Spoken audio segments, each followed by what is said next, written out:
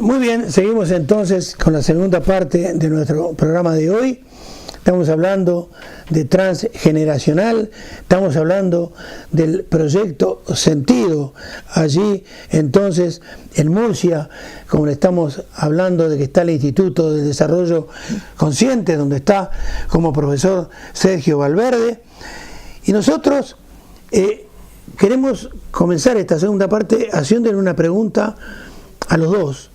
Primero entonces Sergio, que nos hable acerca de si es importante la forma de nacer. La forma de nacer va a marcar nuestra primera autonomía, ¿no? Es la primera vez que nos desprendemos de mamá y papá, o sea, nos desprendemos de mamá para enfrentarnos a un universo desconocido para nosotros, ¿no? Y esto lo vamos a manifestar cada vez que empecemos algo nuevo, cada vez que tengamos un nuevo aprendizaje, una pareja, un trabajo o un nuevo proyecto. Ahora bien, Magda, quiero que me des también, como dije antes, si es importante esto de la forma de nacer. Es muy importante, como he contado en la primera parte, mi hija, el deseo tan grande que yo tenía de que fuera niña, ¿no? Te da esa información, ¿no? Ella nace de nalgas precisamente para que lo que su mamá vea lo primero es su sexo, para que de alguna manera lo reconozca, ¿no? Y es muy importante porque no es lo mismo nacer por cesárea que tener un parto normal, ¿no? Ya el que alguien nazca por cesárea puede ser en algunos casos, ¿verdad, Sergio? Que pueda traer un programa de no tener hijos por alguna cosa, algún acontecimiento que haya pasado en el clan, pues en los abuelos, en papá y mamá, abuelos, bisabuelos y demás, y eso lo vemos todos los días en consulta. Ahora, hay una recepción, y lo sabés perfectamente bien, por los emails que nos han llegado hablando acerca de los programas en que has estado enseñando lo que es la cábala, que a la gente le gusta tanto. Entonces, ¿qué relación puede haber entonces entre el proyecto Sentido y la cábala, si es que la hay? Sí, la hay mucho. De hecho, la cábala es la primera filosofía o ciencia que se conoce y de ahí nace todo, ¿vale? Entonces hay una parte en la cábala, que es la parte de la estructura energética, que nos habla de por qué venimos, elegimos a papá y a mamá y dónde elegimos el trauma. Es decir, entre la concepción y los 3 primeros años de vida, ahí es donde vamos a tener el trauma que luego va a hacer que nosotros lo trascendamos y podamos evolucionar en esta encarnación, ¿no? Entonces, por ejemplo, en el caso de un proyecto Sentido donde el niño tiene el trauma dentro del vientre de la madre, ya bien por no ser un niño esperado o deseado, o bien por las circunstancias de que papá y mamá lo lleven mal, tiene una estructura 7 y viene a poner conciencia luego al mundo. Luego, pues, un niño que nace en una estructura 8, ¿qué es lo que le pasa? Nace en una familia donde hay muchos gritos, donde incluso puede llegar al maltrato, los padres le pueden pegar, o incluso simplemente viene a que no le dirijan la palabra. La mamá se enfada con el niño, con la niña, y el sabotaje que hace es: no te digo nada, no te hablo, y la madre se tira un día o dos sin hablarle al niño, ¿no? Eso produce una desarmonía y lo que viene a experimentar esa persona precisamente es a relacionarse con armonía, a relacionarse desde la paz, ¿vale? Entonces, cada proyecto, son 10 proyectos sentidos que se hablan en cábala, y cada uno viene y te explica exactamente por qué elige a papá y a mamá. Eso, la tranquilidad que te da desde la cábala, es decir, yo cuando vi la cábala de mis hijos y vi que la niña y el niño habían venido con una estructura 7, efectivamente, con mi hija tuve muchos problemas con el padre y para mí fue muy doloroso, y luego el no deseado. Entonces vienen los dos a poner conciencia de una manera diferente, ¿no? Entonces te das cuenta que te eligen a ti precisamente en ese momento de tu vida que estás pasándolo tan mal, para venir a evolucionar y venir a trascender ciertas cosas. Lo que te da un poco de tranquilidad a los padres de decir, bueno, tampoco es que yo sea 100% responsable de esto, porque son ellos quienes eligen esa circunstancia para venir al mundo, y eso de alguna manera te da calma. Y luego a la persona el entender cuál es su estructura, por qué viene con ese tipo de trauma a esta vida, también le da mucho sentido, ¿no? Hay una estructura, la estructura 2, que vienen a trabajar el amor incondicional. Entonces, ¿qué les pasa de pequeño? De pequeño se abren al amor y entonces les dicen, no, mira, ¿a qué hora molestas? ¿Vale? Van corriendo a papá o a mamá a darle un beso, un abrazo, o de pronto le han hecho un dibujo, mira, y de pronto el papá o la mamá dice, no, esto no es el momento, y lo dejan ahí parado, ¿no? Entonces ese niño siente que se abre al amor y lo hieren, pero realmente lo que viene es a eso, a trascender eso y a trabajar el amor incondicional. Entonces la cábala lo que te da es esa seguridad, esa tranquilidad y el saber para qué estás aquí. En tu concepto, Sergio, ¿qué puedes abundar en detalles acerca de esto, si está enrabado esto de la cábala con el proyecto Sentido? Está totalmente enlazado una cosa con la otra. ¿En qué sentido? No, es que a él le hice hace poco la cábala, ¿no? Y él no conoce todavía mucho del tema, ¿no? Pero en su caso... Yo voy a hablar desde mi experiencia, claro, ¿no? Desde mi experiencia en la que yo fui no deseado, ¿vale? Mi experiencia fue, mi papá y mi mamá se pusieron de acuerdo, y entonces cuando yo comprendo la información que Maravilla me da a través de la cábala, a mí eso como hablamos, comprendo y empiezo a trascender, empiezo a empoderarme y a dar ese paso hacia adelante, ¿no? En ese no deseado yo me transformo y entonces entiendo que mi papá, que no es mi papá el que me tiene que mirar, sino soy yo mismo el que tengo que mirarme hacia mí y ponerme en mi camino. Y la verdad que mi trabajo con ella, con el tema de la cábala fue un cambio fue un clic. Sí, fue un clic de 0 a 100. De 0 a 100. Hay muchas veces, Sergio, que un entrevistado tiene miedo acerca de las preguntas que un entrevistador ignorante, como es mi caso, le va a hacer. Pero entonces la gente habla de miedos y habla de fobias. Entonces, como dijimos en la primera parte al empezar, que íbamos a hablar acerca de este tema también, quisiera que le esclarecieras a la gente qué diferencia hay entre una fobia y el miedo.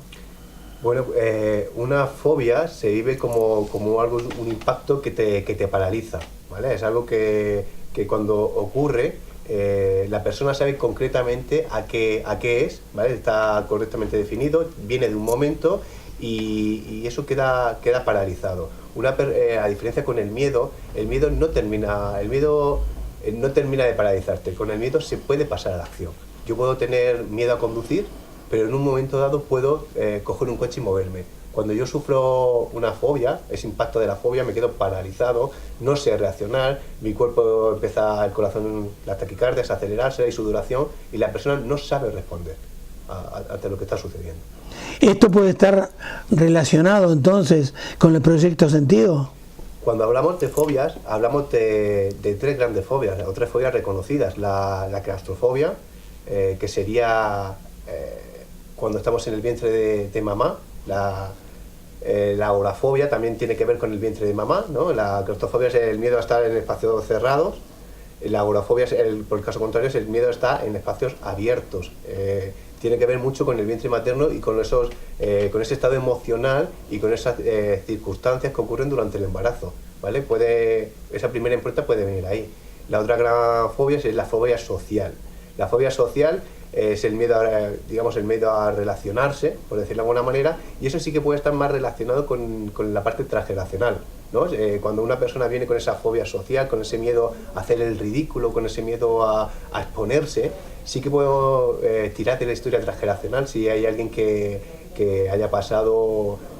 Yo he tenido casos de gente con este síntoma, en el que pues en la historia familiar hay una persona de la que se siente vergüenza y esa persona hereda esa información, O, por ejemplo, volviendo al proyecto Sentido, cómo vive mi mamá el embarazo. Si fui no deseado, en aquella época, hace 40 años, mi mamá se lo tuvo que contar a mi papá, a su papá, presentarlo a la familia, y eso puede generar una vergüenza.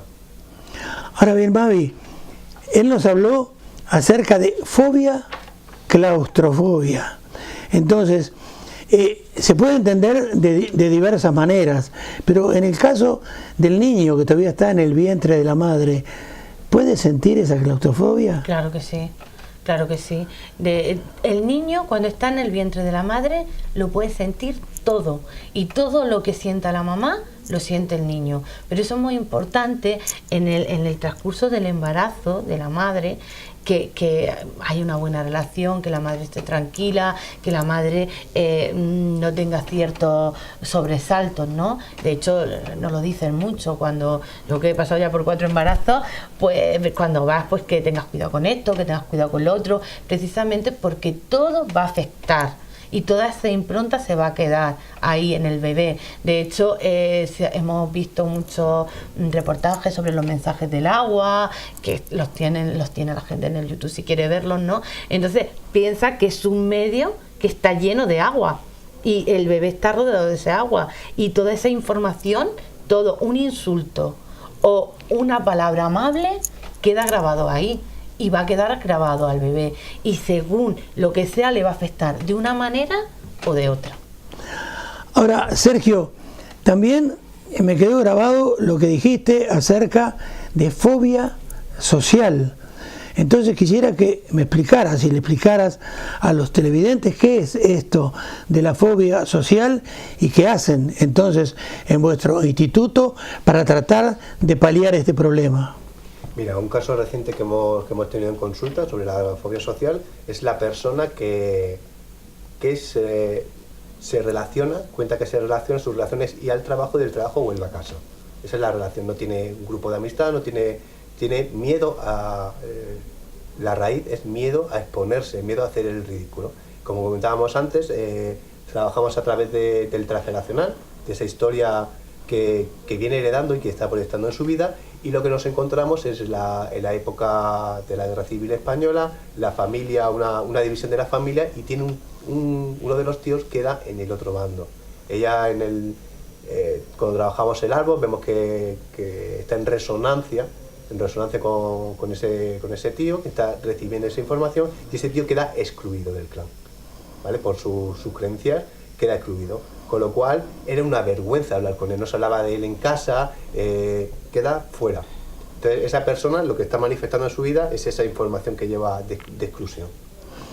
Ahora, Mavi, otro tipo de fobias que exterioriza evidentemente el ser humano, por ejemplo, la fobia al agua, la fobia a las ratas, la fobia a volar. ¿Qué nos puede decir acerca de esto? Bueno, esto ya son más miedos, ¿no? Que fobias. El miedo al agua tiene que ver con el proyecto Sentido, ¿verdad? Porque el niño está en un medio lleno de agua, y si alguien tiene miedo al agua puede tener que ver con el proyecto Sentido, puede tener que ver también con alguien que se ahogó en la familia. Es decir, el transgeneracional va a marcar mucho todo eso, ¿no? Es como, yo me acuerdo cuando era pequeña, yo le tengo fobia a los reptiles, ¿vale? Pero muchas. Es que los veo y hasta en televisión, ¿no? Y como no puedo, ¿no? Y eso me lo inculcó mi abuela, de siempre. Que si te escupió una lagartija te quedabas calvo o te salían manchas. Que si mataba un sapo, luego venía por la noche y te contaba los dientes. Y fíjate si hace años... Y yo todavía me acuerdo de todo aquello que me decía, ¿no? Y es como que coges un miedo. Claro, eres tan chico, con 2, 3 añicos, que te vayan diciendo esas cosas, que realmente se te quedan grabadas. Entonces, muchos miedos que tenemos, que son muy tontos, a las ratas, como mi padre dice, hija, pero si una salamanquesa, si eso es lo mejor que puedes tener en la casa, que se come todos los bichos. Digo, pero yo prefiero tener el bicho a tener la salamanquesa. Y es precisamente por eso. Yo tengo imágenes grabadas de tener 3 añitos y entrar mi abuela, que se había colgado una salamanquesa en nuestra habitación, y matarla, y ¿entiendes? Es como, ya no puede. A mí me cuesta un montón todavía, y porque ya he trabajado algo, y cada vez pues dices tú, bueno, está ahí, yo sé dónde está, la vigilo y no me voy del sitio, pero yo antes no podía estar cerca de donde hubiera alguna. Claro. Sergio, un tema que vamos a tratar, porque es bastante extenso de tratar, es la agorafobia. ¿Qué le puedes decir como un adelanto entonces a los televidentes de qué es la agorafobia? La agorafobia es el miedo a estar en espacios abiertos, ¿vale? Y entonces, relacionado con ese proyecto sentido, tendremos que ver cómo vive en esa etapa, cómo vive mamá el embarazo, qué es lo que me espera afuera, cuando yo salga afuera, ¿vale? ¿Cuál es la situación dentro del clan familiar? ¿Cuál es la situación de mi papá, de mi mamá? Y qué es lo que me voy a encontrar cuando yo cambie, como decía antes, cambia ese nuevo universo para mí. Mavi, la agorafobia, como bien lo explicó él, y el trastorno del pánico, por ejemplo, ¿nos puede llegar a causar una grave enfermedad? Sí, de hecho yo la viví cuando yo tenía depresión, ansiedad, también se me complicó con este cuadro, ¿vale? Yo no podía salir de casa, yo estaba siempre en una habitación de casa. Y bueno, es algo horrible. Yo no se lo deseo ni a nadie, porque es el infierno. Un ataque de pánico es que es lo peor que puede vivir una persona, por lo menos como yo lo sentía y como yo lo vivía. Tener miedo hasta respirar, tener miedo a todo, a decir voy a salir a la calle, me voy a desmayar, me voy a caer redonda o me voy a estrellar con el coche, no poder salir. Es que es difícil de entender si no lo has vivido. Si no lo has vivido es como, madre mía, qué tontería, ¿no? O como mi padre siempre me dice, el miedo es libre y cada uno coge el que quiere. No, no es así, ¿eh? El ataque de pánico es totalmente inconsciente y no lo puedes controlar. Y es un miedo tan atroz que es que no, te deja paralizado. Te deja paralizado y es muy duro. Entonces, las personas que lo viven lo pasan muy, pero que muy mal. Ahora, Sergio, en primer lugar, que le digas a la gente si esto lo tratan en el proyecto Sentido, pero y además de todo, decirle a la gente si esto es peligroso, si inclusive puede correr peligro mi vida. Peligro tu vida. Peligro, el concepto de peligro es no hacerse responsable de lo que está sucediendo. ¿Vale? Cuando yo tengo un síntoma, tengo cualquier acontecimiento, cualquier suceso que me está ocurriendo y yo me permito primero experimentarlo, no un rechazo, ¿no? De hecho, cuando estaba hablando antes del miedo, de ansiedad, cuando hablamos de ansiedad, hablamos de que la ansiedad aparece cuando no nos permitimos expresar una emoción. Ya rápidamente ha ido a la tristeza, ¿vale? Yo cogería esa tristeza, porque detrás la tristeza es lo que ella se está permitiendo mostrar públicamente o socialmente por su sistema de creencias, el sistema social de creencias, pero detrás de esa tristeza hay una emoción que necesita ser expresada.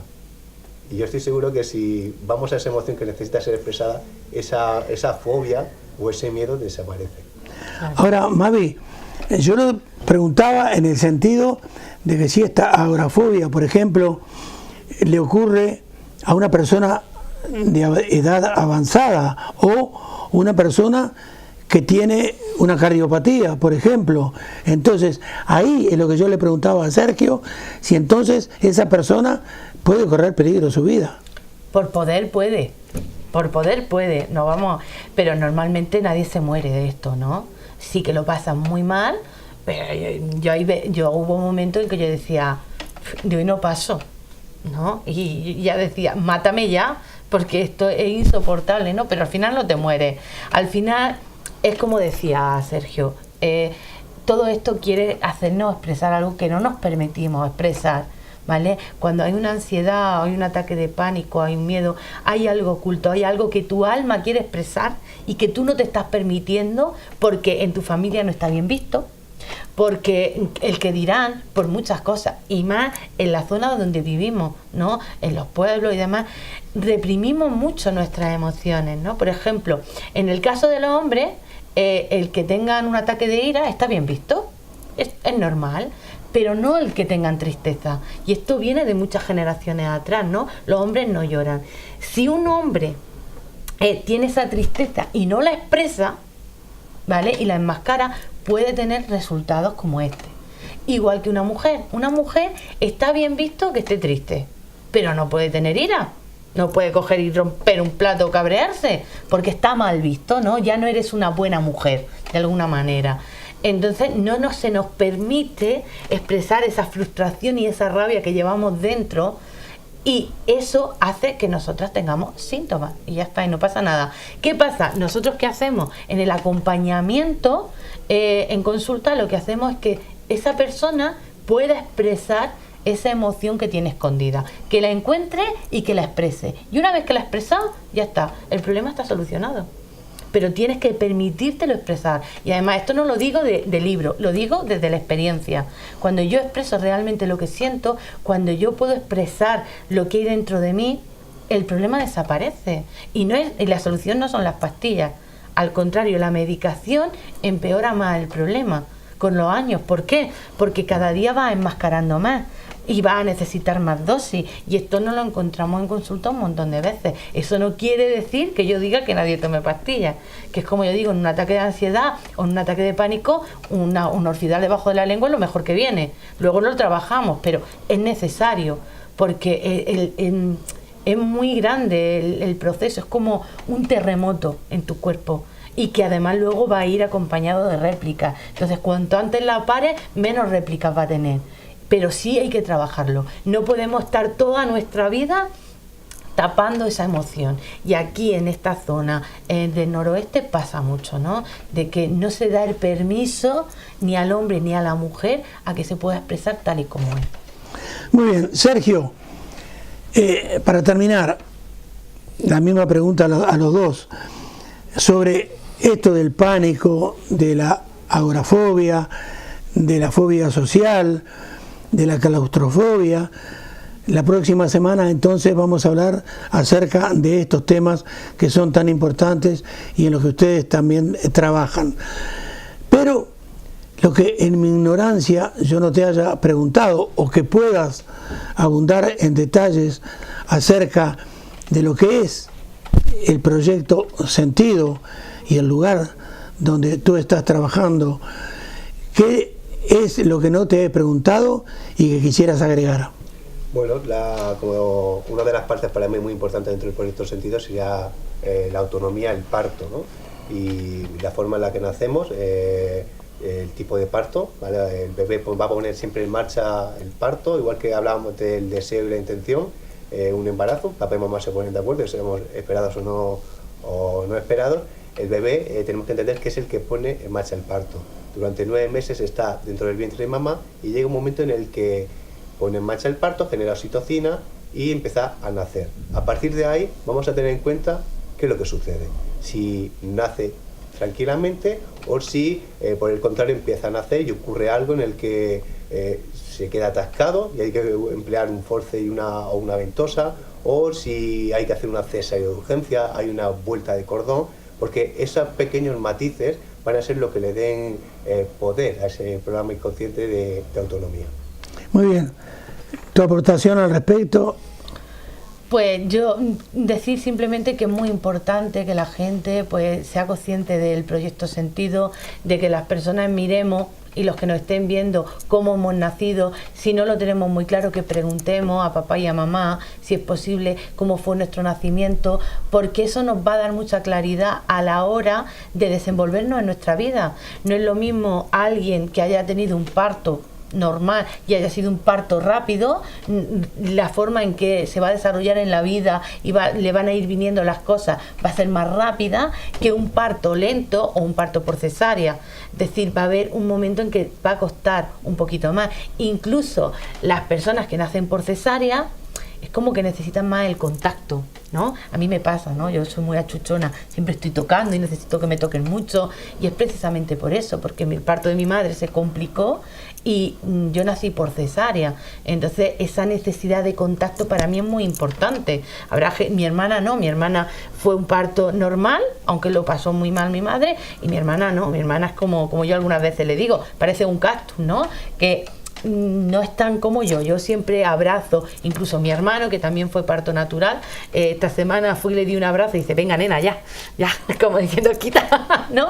Que me molesta. Entonces no tienen esa necesidad de contacto que tienen las personas que han nacido por cesárea, ¿vale? Y por la experiencia que yo tengo. Muy bien, muchísimas gracias a los dos. Los esperamos entonces la semana que viene. Y a ustedes decirles, como dicen en mi tierra, Uruguay, que no panda el cúnico, mejor dicho, que no cunda el pánico, porque la semana que viene entonces sobre este tema, el pánico, agorafobia y todas las fobias y miedos que vengan detrás, los vamos a tratar profundamente entonces con ellos, que seguramente estoy absolutamente seguro a ustedes les va a encantar. Hasta la semana que viene.